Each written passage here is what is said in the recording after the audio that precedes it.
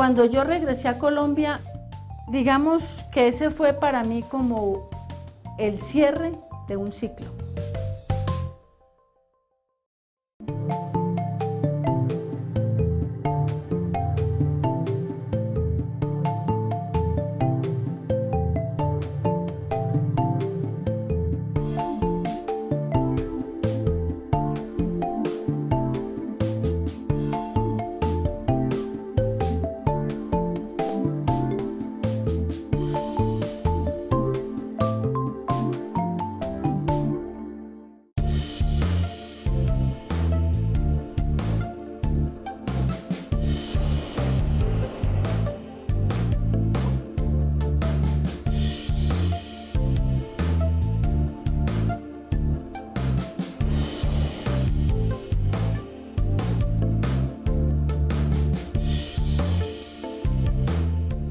Soy Fabiola Calvo Ocampo, periodista, escritora, poeta.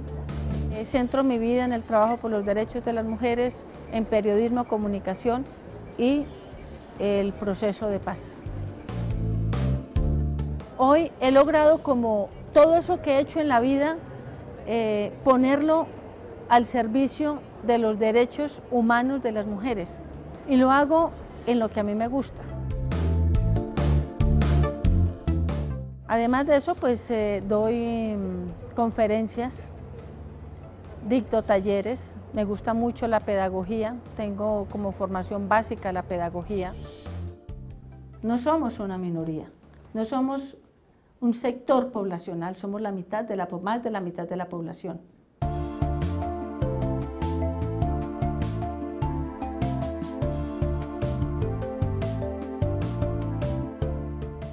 Fabiola Calvo Ocampo es una maestra, es una amiga, es una persona que te guía, te enseña muchísimas cosas. Es una mujer que ha tenido una vida muy difícil, pero que no ha sido impedimento para trabajar con otras mujeres. Esos como escenarios, y el sistema, creo yo que hay que ponerlo aquí, el sistema de Naciones Unidas.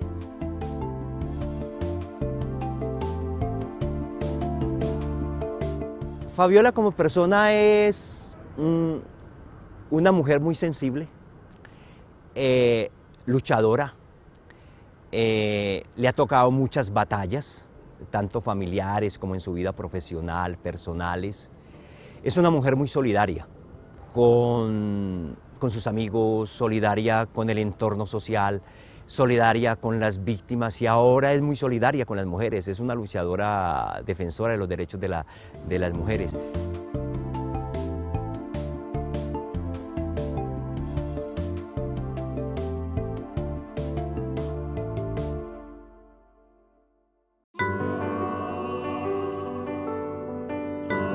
Yo vengo de una familia paisa, una familia creyente más no practicante. Éramos 3 hermanos, 3 hermanas. Mi padre y mi madre son 2 personas autodidactas, grandes lectores. Papá llevaba a casa los periódicos todos los días, nos llevaba libros de poesías, hacíamos lecturas dominicales los domingos. Mi mamá estaba muy pendiente de la parte de cómo íbamos en el colegio, hacía rondas mensuales para ir a preguntar por uno y llegar a casa y hacer el tironcito que hacía falta. Nos criamos en un pueblo grande, tranquilo, como era Cartago, una ciudad grande donde podíamos salir, montar en bicicleta con combo en lo que se llamaba en ese entonces la gallada. Jairo era el del teatro y el de los libros, Héctor era el de la rumba. Entonces con uno hacía una cosa, con el otro hacía otra. Óscar estaba muy pequeño cuando eso, pues yo le llevo un año, pero yo me sentía mucho más grande que él.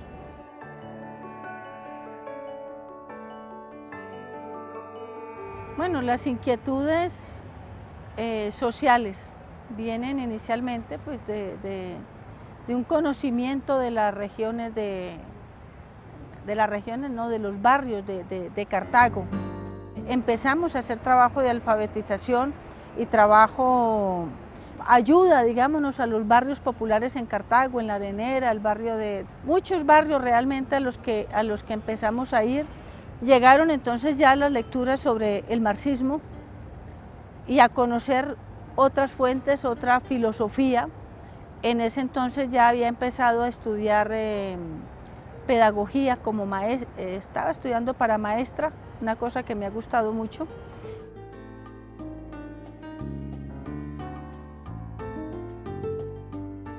Tengamos en cuenta que la violencia, la violencia en Colombia con mayúsculas, nunca terminó. En la década de los 60 todavía seguían llegando los muertos por los ríos y se sabían, y a través de la prensa y las noticias llegaban las historias de los pueblos vecinos, ¿no?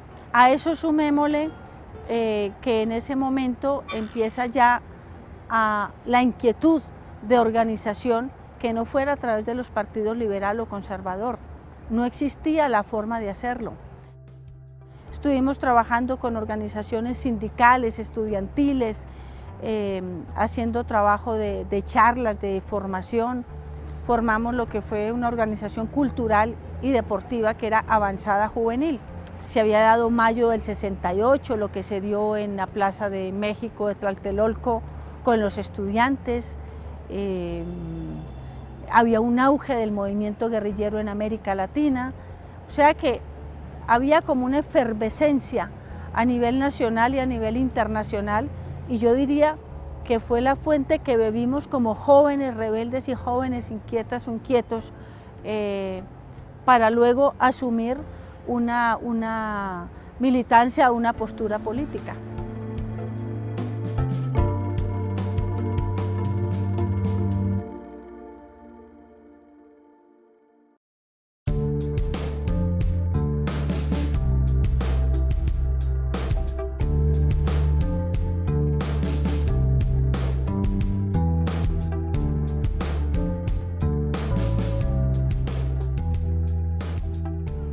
El caso de los hermanos Calvo y específicamente el caso de la familia Calvo Ocampo es el reflejo en términos de materialización de lo que ha sido la persecución en este país y de la que han sido víctimas muchísimas familias colombianas por cuenta de la intolerancia por el pensamiento diferente, por el pensamiento disidente, por el pensamiento de oposición en el país. Este fue el caso que victimizó y llevó como a la muerte a varios integrantes de la familia Calvo Ocampo, y es el caso que llevó al exilio a una de sus integrantes, que es Fabiola. Digamos que este caso resulta quizás emblemático porque enmarca un poco las prácticas de las que han sido víctimas muchísimas familias en el país, donde la persecución no se concentraba en una sola persona, sino estaba proyectada a todo el núcleo familiar. Entonces yo creo que a través de este caso podemos mirar quizás uno de los focos de victimización de los que hemos vivido a través de la historia colombiana en el marco del conflicto.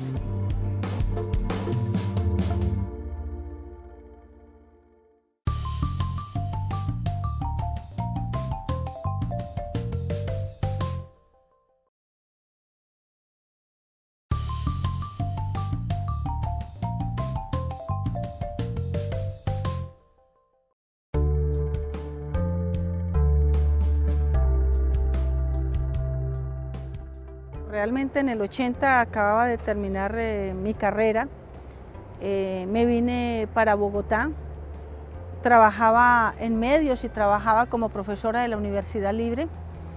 Estábamos en propuestas políticas amplias, teníamos el periódico Unión, que era un periódico pues, que se trabajaba para que llegara a todo el país.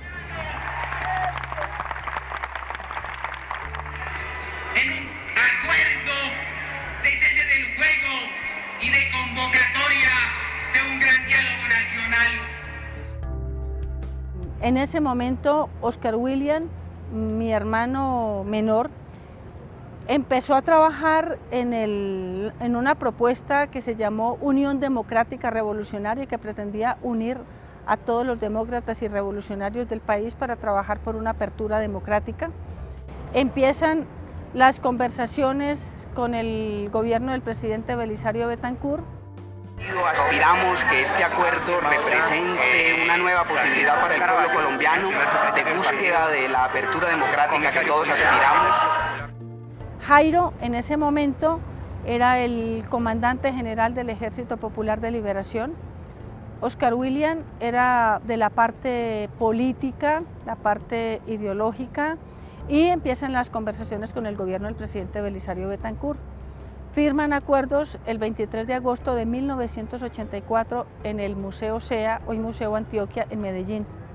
En ese discurso él hace toda una propuesta que tiene que ver con la situación económica, laboral, fiscal, política del país. Y Jairo, en esa firma de los acuerdos, hace un llamado también a que trabajemos por una apertura democrática para el país.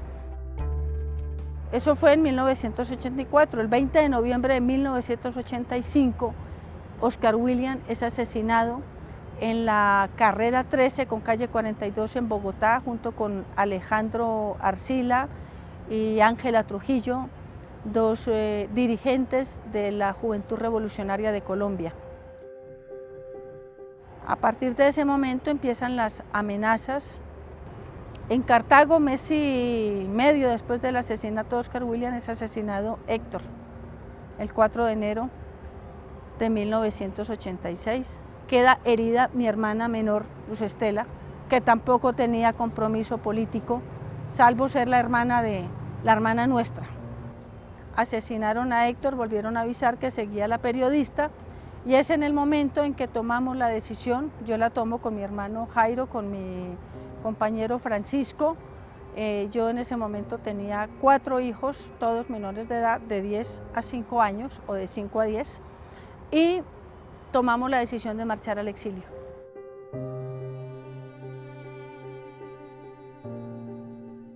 El conflicto no solamente ha afectado a las personas que hoy se encuentran en el territorio colombiano, sino que también muchas personas han tenido que salir a causa del conflicto mismo. Personas que han tenido que salir al exilio, personas desplazadas que han tenido que buscar mejores oportunidades, personas que en razón de sus luchas, de sus reivindicaciones han sido perseguidas precisamente en razón del conflicto armado. Y nosotros hemos buscado trabajar para hacerles saber a todos estos colombianos y colombianas que se encuentran fuera del territorio nacional que ellos son muy importantes para la construcción de un país diferente, que queremos atenderlos, que queremos repararlos y que queremos trabajar de la mano de ellos y de ellas en la reconstrucción de este país hacia una sociedad más incluyente, más respetuosa de la diversidad y obviamente respetuosa de la libertad de expresión como valor fundamental de la democracia y valor fundamental del Estado social y democrático de derecho. Marcho al exilio a España. Al año de estar en el exilio es asesinado Jairo, es asesinado en Bogotá. Él aparece, la información de la prensa y del ejército y policía es que murió en un enfrentamiento con ellos. No obstante, sabemos de dónde salió, con quién iba. Medardo Correa, que era su compañero en el carro que iban, ambos fueron asesinados. Y digo asesinados porque aparecieron con signos de tortura y Jairo con el tiro de gracia. Fueron 20 años de exilio. El exilio, indudablemente, los primeros años son muy duros, son una separación de todo lo tuyo, de todo lo que te ha pertenecido. En Colombia se sabe poco del exilio. Se piensa que la gente se va de paseo, de viaje y se lo pasa chévere.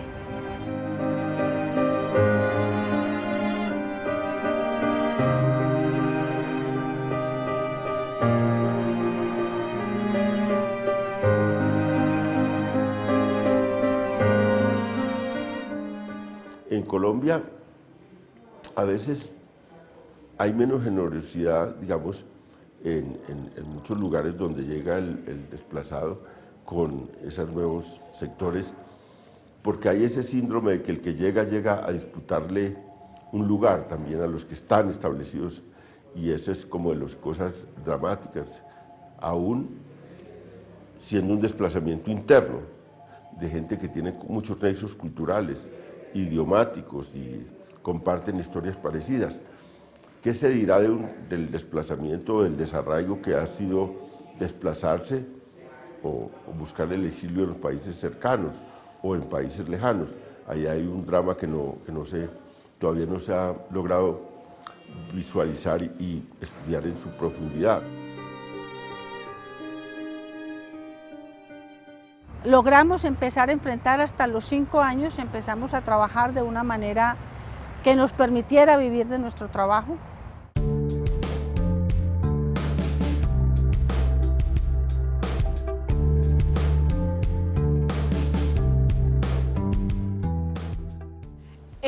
En casos como los de Fabiola Calvo, que pues ha sido una periodista que fue victimizada, que tuvo que salir por el ejercicio de sus funciones como periodista y que hoy regresa al país, pues es uno de esos ejemplos de cómo los colombianos, a través de estas rutas que se han divulgado, han tomado esas decisiones de regresar o no regresar al país. En el caso de ella, pues ella tomó la decisión de retornar y hoy se encuentra nuevamente ejerciendo su profesión.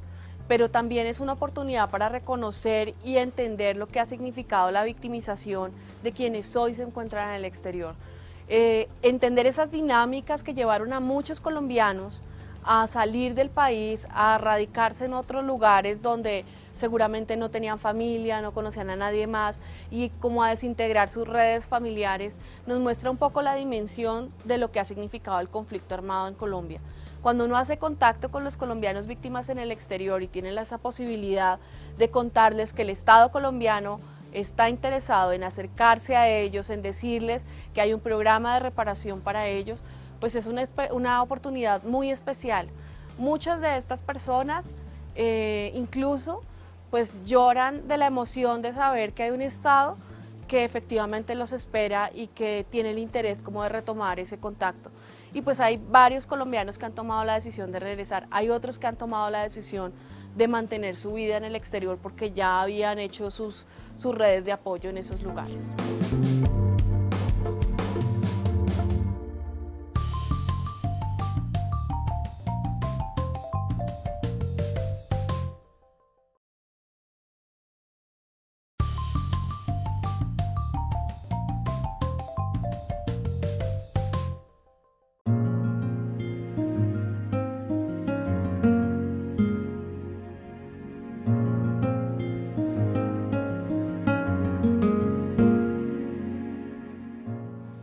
La Unidad para las Víctimas inició en el 2012 junto con la Cancillería y junto con la Unidad para la Restitución de Tierras. Comenzamos un proceso de establecer una ruta a través de la cual los connacionales que se encuentran en el exterior y que han sido víctimas pudieran acceder a las medidas que estaban contempladas en la ley. Lo primero era establecer qué tipo de medidas pueden acceder, pues no todas están disponibles para los colombianos que se encuentran en el exterior. En esa medida, el primer paso que se dio fue en generar toda la articulación necesaria para que se pudieran tomar las declaraciones de las víctimas en el exterior a través del registro. El siguiente paso fue establecer qué instituciones tenían la capacidad de ofrecer una oferta para las víctimas que se encuentran en el exterior y a partir de eso divulgar la ruta.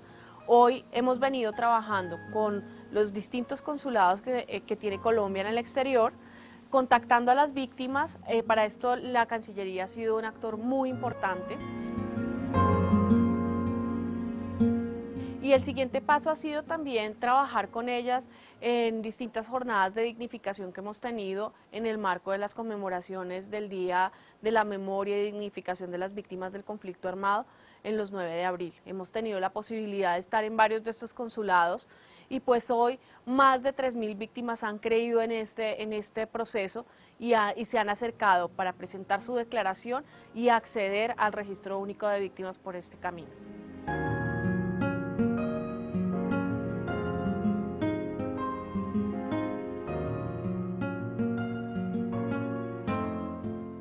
Entonces, fíjense ustedes que esa parte dura del exilio va comenzando a presentar otro paisaje.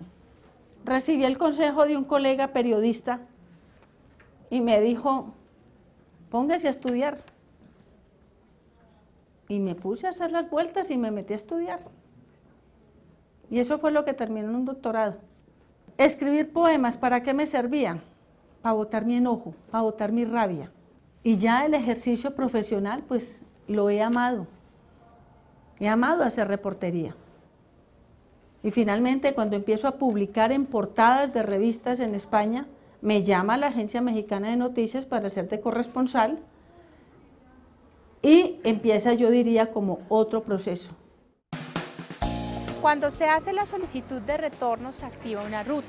Lo primero es que nuestro equipo de enlaces con nacionales no presenciales se ponen en contacto con las víctimas que hacen la solicitud de retorno para explicarles qué significa adelantar este proceso dentro del país y explicarles qué deben hacer.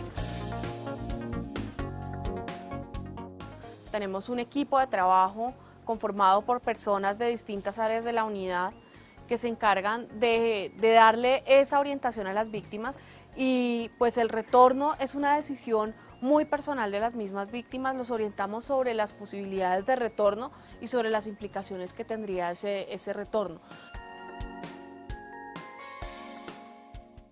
Una vez se hace esta explicación y si las víctimas están seguras de su decisión de retornar, entonces se inicia el proceso de acompañamiento previo a la verificación de los principios de seguridad, voluntariedad y dignidad que implican realizar el proceso de retorno. Para ello la unidad cuenta con unos recursos que se le entregan a las víctimas una vez entran al país de la atención humanitaria.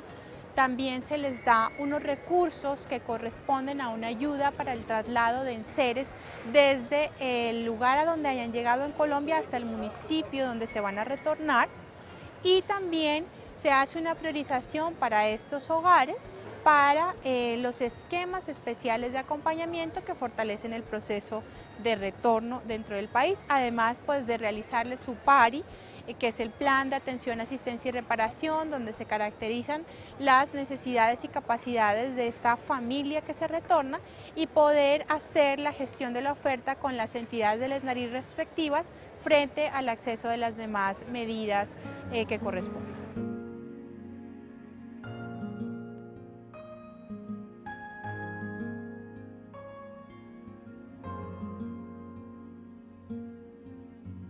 Yo llevaba 2 años tomando la decisión de venirme, deshojando la margarita, hasta que tuve un impulso y ya 20 años llegué y creo que me fui a celebrarlo donde Marielita, en el viejo almacén, Los Tangos, y yo regresé en el 2007 a este país.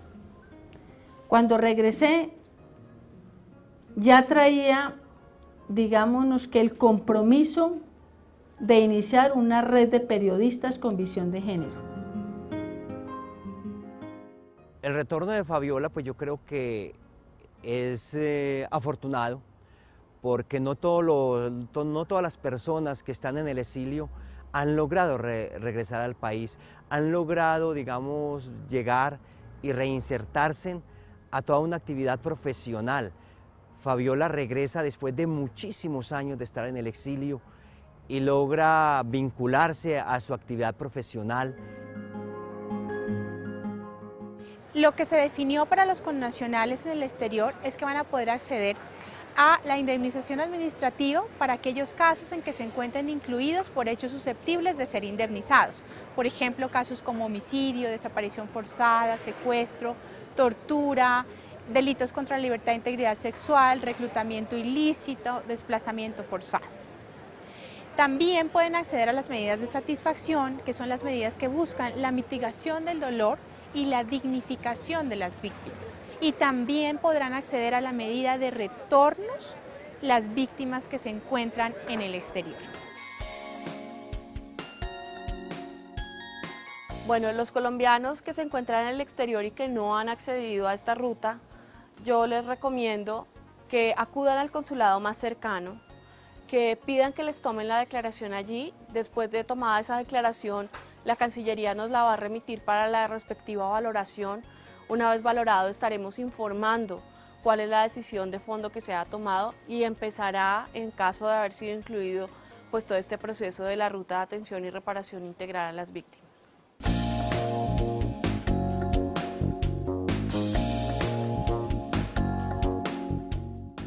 Mi deseo de futuro es seguir escribiendo, seguir publicando, es continuar, digámonos, en los procesos en los que me encuentro trabajando hoy, que es trabajando por una comunicación incluyente y no discriminatoria, seguir trabajando por los derechos de las mujeres y continuar apostándole al proceso de paz en el país.